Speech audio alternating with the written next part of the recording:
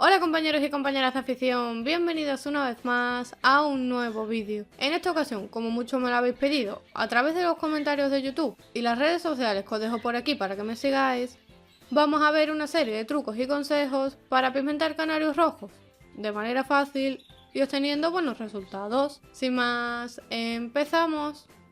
El canario rojo se ha originado a partir del cruce entre un canario y un cardenalito de Venezuela. Por lo tanto, llevan su ADN genes que permiten que su plumaje tenga ese color rojo. No obstante, si a un canario rojo no le suministramos pigmentante en determinados momentos del año, no alcanzará ese color rojo de pluma tan característico de este tipo de canarios, puesto que no es capaz de fabricar por sí mismo los pigmentos que dan color a su plumaje. Por este motivo, los creadores de canarios de factor rojo añadimos a su dieta determinados pigmentos y colorantes artificiales para conseguir el color, brillo e intensidad deseada de la pluma. Lo primero que tenemos que tener claro es cuando hay que pigmentar a los canarios de factor rojo, ya que no es lo mismo pigmentar canarios lipocromos intensos o nevados, que se pigmentan desde el nido, concretamente antes de que la hembra ponga los huevos, para que la propia yema del huevo ya tenga esa tonalidad roja y el embrión se vaya alimentando de la yema con pigmento durante su desarrollo,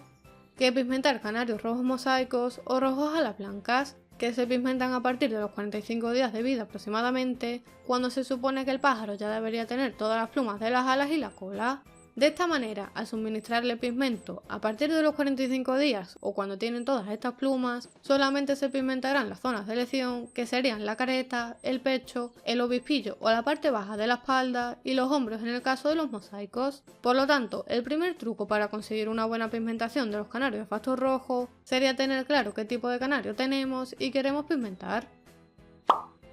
A la hora de pigmentar a los canarios rojos, debemos tener en cuenta que la pigmentación, o mejor dicho, la forma de administrar el pigmentante, se puede hacer a través del agua de bebida, en el caso de pigmentantes solubles, o junto a la pasta de cría, que es lo más habitual, puesto que se controla mejor la cantidad de pigmento que los canarios toman y se evita que los bebederos, las jaulas e incluso la pluma de los pájaros se puedan manchar de pigmentante, ya que, como sabéis, muchos canarios intentan bañarse y jugar con el agua de los bebederos, y si esta tiene pigmentante pues ensuciarían la jaula, se ensuciarían la pluma y sería un lío. Así que mi consejo es que el pigmentante se lo administréis como hacen la mayoría de creadores, a través de la pasta de cría en las proporciones adecuadas. Realmente no hay un porcentaje establecido que diga que haya que añadir a cada kilo de pasta una X cantidad de pigmento, porque como dice el refrán, cada maestrillo tiene su librillo, y por lo tanto cada creador añade una mayor o menor cantidad de pigmento en función de los resultados que quiera conseguir y del tipo de pigmentante que esté utilizando en ese momento e incluso de la marca comercial, ya que no todas las marcas pigmentan de la misma manera o, por decirlo de alguna manera, no tienen el mismo poder pigmentante. Lo más habitual, pero que si preguntáis a un creador u otro puede que haya ciertas discrepancias, es utilizar en torno a 8 o 10 gramos de carofil o cantaxantina o una mezcla de los tres pigmentantes más habituales para canarios rojos, que son carofil, cantaxantina y betacaroteno, en una proporción aproximada de 60, 10 y 30 respectivamente. Evidentemente, si queremos que nuestros canarios pigmenten bien y tengan un buen color rojo de pluma y un brillo y una luminosidad adecuada, aparte de elegir una marca de pigmento de confianza y calcular correctamente el porcentaje de pigmento, debemos asegurarnos de que la pasta de cría a la que estemos añadiendo ese pigmento sea una pasta de cría muy apetecible para los canarios, ya que de lo contrario, aunque hayamos seleccionado muy bien la cantidad de pigmento, si nuestros canarios no comen la pasta de cría porque no les guste o no les llame la atención, jamás vamos a obtener ese color rojo de su plumaje que tanto deseamos, porque básicamente no están tomando ese pigmento en su dieta o no estarán tomando la cantidad que deberían para pigmentarse correctamente. Por lo tanto, si queréis obtener buenos resultados, debéis adquirir una buena pasta de cría, que por supuesto sea completa y equilibrada para que le aporte todos los nutrientes que necesitan y les permita completar su alimentación, pero que sobre todo sea muy apetitosa para los pájaros. Además, la mayoría de criadores suelen utilizar pastas mórbidas, ya que permiten que el pigmento se adhiera mejor a la pasta y que el pájaro pueda comérselo y digerirlo mucho mejor, ya que al contener un porcentaje mayor de aceite también va a favorecer la pigmentación de la pluma. Por último, comentaros que cuando añadáis el pigmento a la pasta de cría, debéis aseguraros de mezclarlo todo muy bien para que el pigmento se distribuya de manera homogénea por toda la pasta. De esta forma, cuando le pongamos una bizcochera a una pareja de canarios y otra a otra, ambas tengan aproximadamente la misma cantidad de pigmento. El quinto truco, que también va a ayudar a conseguir una buena pigmentación y un buen brillo de la pluma, sería añadir, junto a la pasta de cría, junto a la mixtura o de manera frecuente en pequeños golosineros, algunas semillas oleaginosas o con un alto contenido en grasas, como podrían ser la linaza, el cártamo, el negrillo o las pipas, que son semillas que contienen un alto porcentaje en aceite y que van a ayudar a que los pájaros asimilen mejor el pigmento, hagan mejor la digestión y a que el plumaje quede mejor pigmentado con una buena tonalidad y con un buen brillo. No obstante, tened en cuenta que estas semillas oleaginosas debe ser un complemento y no podemos basar su alimentación únicamente en semillas grasas y en la pasta de cría. El uso de estos pigmentantes artificiales podría provocar algunos daños en el hígado de nuestros canarios, ya que es el órgano que transforma y asimila el pigmento. Aunque según he estado leyendo por ahí en algunos estudios, parece ser que está comprobado que el empleo de algunos de estos pigmentos no causa daños hepáticos en los pájaros. Aún así, mi consejo es que siempre que podáis añadir a la pasta de cría o en el agua de bebida algún protector hepático durante el tiempo que estéis administrando los pigmentos a los canarios, ya que no suelen ser muy costosos, tienen grandes beneficios porque van a ayudar a prevenir posibles daños hepáticos a consecuencia no solo del pigmento, sino también del empleo de otro tipo de productos como medicamentos o antibióticos, e incluso hay protectores hepáticos naturales, que si queréis que veamos en futuros vídeos del canal dejádmelo en los comentarios y más adelante haremos un vídeo en el que os explicaré los diferentes protectores hepáticos naturales que podemos utilizar tanto para canarios como para otro tipo de pájaros.